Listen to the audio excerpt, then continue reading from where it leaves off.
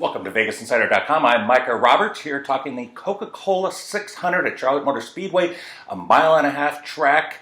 This is the fifth time they have raced on a mile-and-a-half track, and it's also the fifth time they'll be using the 550 horsepower package. Now, this race is important because they've been running it since 1960 continually. It is the longest race of the season. We see the race start in daylight at 6:20 p.m. Eastern Time. We're going to see it fall to dusk, twilight, and then eventually nightfall.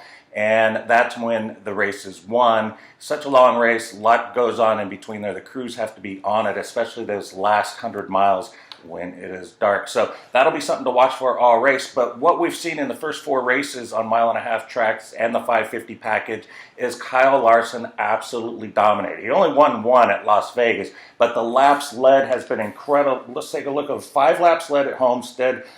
Race high leading 103 laps at Las Vegas, 259 laps led at Atlanta when he finished second, and then he finished 19th a few weeks ago at Kansas, but led a race high 132 laps. The point is that he gets out front, and he may not win every race, but you want to have a piece of him just in case he does win to balance things out, maybe score a little bit, win a little bit, and then have a better score with William Byron or Alex Bowman with higher odds there. But let's talk about some of these guys here. So Larson doesn't have any wins at Charlotte all time, but he's a guy that should be focused. He's the favorite, plus 550 at William Hill Sportsbooks, the best odds that I've seen so far on that. After that, I'm going to go with Kevin Harvick. He's 10-1 at the Superbook, and it's what I saw more in the Kansas race. They've been looking for speed all season. This guy had 9 wins last season, led the series with 9 wins in the Cup Series, and then has just fallen flat. Runner-up at Kansas, though. Signs they have speed coming back. So it's a guy now with his odds peaking. You couldn't get him at 4-1 or 5-1 last year. Now you can get him at 10-1 and catch him when he's on the rise, because you know he's going to win eventually some point along the way. And Rodney Childers, an amazing crew chief. I'm looking at him at that last 100 miles when it hits darkness to have the best setup. May not win, but he's going to have a car perfect for Harvick to roll. And they both are really irritated. They're not saying it, but they're irritated. They haven't won yet on the season. After that, it's Alex Bowman, 18-1 at the Superbook.